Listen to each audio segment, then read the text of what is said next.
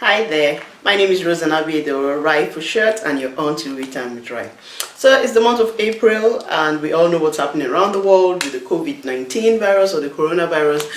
I don't know how you're staying at home or how you're taking your self-isolation. Please don't forget to wash your hands and use hand sanitizers when necessary.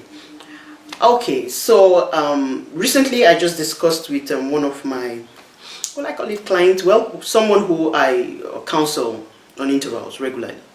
And from that discussion, I got to realize that this self-isolation or this virus going roundabout is causing a lot of things because couples are now forced. Now, please, it's self-isolation, not cohabitation, so I'm not talking about those who are cohabiting. I'm talking now to couples. So couples are now forced, to be together, or those who are in courtship, and would have easily maybe just gotten into a car, go to visit them, or whatever means of transportation and go visit. That can't happen now because most people are trying to self-isolate and to stay on their own in most parts of the world, and I want to believe that we're law-abiding citizens, so we're doing so. And those couples are now forced to be together. Now, I'm not going to be talking about a specific sex, but we all know that in most climes it's the male who is out of the house most of the time. So they are now forced to be at home. And it's causing some form of rift or problem. People hide marital problem or hide problems in relationship with the fact that they're at work, so they see colleagues, so they see maybe secretaries, friends, business partners, people who come to talk to them. They solve some form of problem. They have the sense of worth in the office or wherever it is that they get their livelihood, maybe in the market, wherever that you go out from the day to get your daily bread and come back home.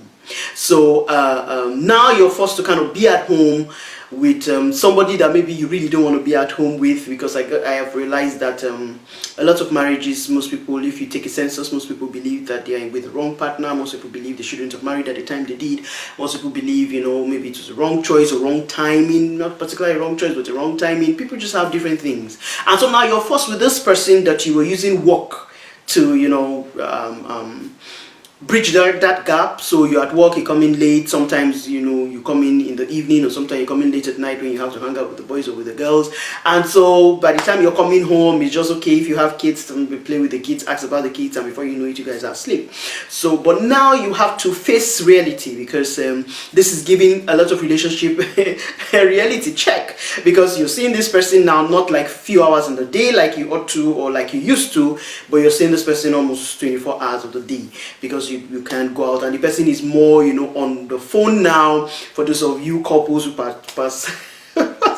password your phones, so now they maybe you'll be taking your phone to the shower or to the toilet or somewhere, because right now all your calls you'll be answering them in front of your other spouse, and also it's really hard for people who have double lives and all that. I know there's still some smart ones who can navigate around it, but I'm not even really talking about the calls you get to receive or not receive, but I'm talking about the time you have to spend with your spouse at this time.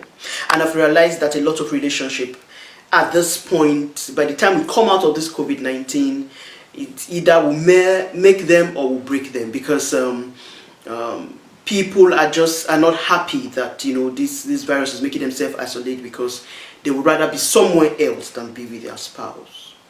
So I have realized that a lot of relationships are unhealthy. So we're going to be talking about what are the signs you can find in this COVID-19 period that you're self-isolating with your spouse. To know that we have a problem. Sometimes you may even have a problem and don't know you have, because you're busy, you have to drop the kids, you have to pick the kids, you have to go to work, you have to, you also have your social life. For those who are religious, you have your church life. So you're just kind of busy and you have not sat down to check to know that, hey, there is a problem. So if communication is a problem, you guys are struggling right now. So these are the signs. I'm getting right into it. The communication is a problem. You're noticing that it's not like you're not talking. So when people say communication, people just feel that how can you live with somebody and you're not talking? That's all right. Although some people actually keep malice. I know some couples who keep malice, and it's strange. But I'm not talking about that one that you're not talking at all. I'm saying communication where you guys are you're talking, one partner is talking and the other person is not listening.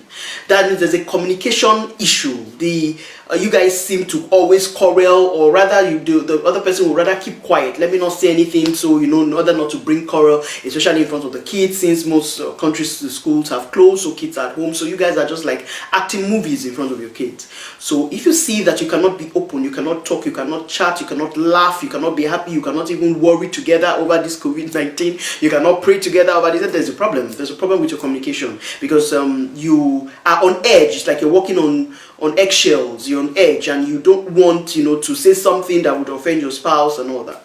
And then the next one is guilt tripping. Your spouse is guilt tripping you, like, that's why I don't even know why they've isolated us here now. I would have been outside now, that's why I don't like to stay, because I know that this is what you will ask me.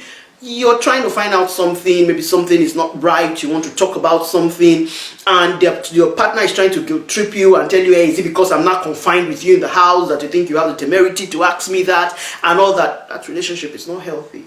And maybe since the COVID-19 started, since maybe the lockdown started in your country, you've been beaten like 5 times, 6 times, there's a problem. That means you have domestic violence. That means they've not been beating you before. Or the anger management problem wasn't shown or seen, because the other spouse or whoever is the beater was always at work or always outside the house. And then you guys are having financial issues. Okay, we need to stock up, we need to buy groceries. I came across a post somewhere on Facebook where the person was really excited that she cannot remember, this one is a lady, she cannot remember when last, her husband gave her money to go for this kind of shopping and all that. So some spouse is now okay because you're confined and you have to be in the house, so you're not giving money so that you can buy food and so that you guys can eat and your kids can eat. So that you're noticing financial problems that maybe weren't there, or you were not able to talk, but right now you have to talk because you guys are at home together, and of course you have to eat, you have to survive this whole self-isolation thing. It's easy for someone to just say self-isolate, but you need food to stay alive, and you need to eat or get groceries to stay alive. And another big one, in fact this had to do with the person I spoke to, in fact this is kind of major in this self-isolation, is that couples are beginning to find out that they're not sexually compatible. Now, I will talk about all these things in details throughout this month, but I need to say something here with this sexual compatibility, because a lot of people believe that you'll be married 5-6 years, so you ought to, and my spouse ought to understand or ought to know that I can satisfy and blah. But the truth of the matter is people evolve, people have different needs as they grow, and different changes with human system. So different needs, different stuff. So I'll talk about it in depth in another video or part of the series for this month. So that is a major problem, and spouses are beginning to find out that they're not compatible there and there are issues there. And so I'm here to provide some solutions on how you can solve all these issues. So this is just to mention a few, so just stick with me. In this month of April we will be discussing I've just told you a few signs, but we'll be discussing some of them. I may take them in 2s or in 3s or 1, depending on how large the topic is, and we would really get down to it on how we can cure this problem. But I know that this is reality check, this period, for most relationships. They're either healthy or unhealthy, and some are actually hanging on the balance. So if your relationship is like that, and I would somewhere around this series to talk about those who are not married but courtship and intend to get married, and this self-isolation thing is causing maybe a bridge in communication within your relationship, or is causing some friction in your relationship because you don't get to see as much as you should or as much as you used to, and maybe it's causing some strain in your relationship. We'll talk about how to get by. So please stick with me, 8 p.m. Eastern European time every Thursday, and I will be talking to you on how we can navigate all these issues and all these problems in our relationship or in our marital life during this COVID-19 period. See you next week, same time. Bye.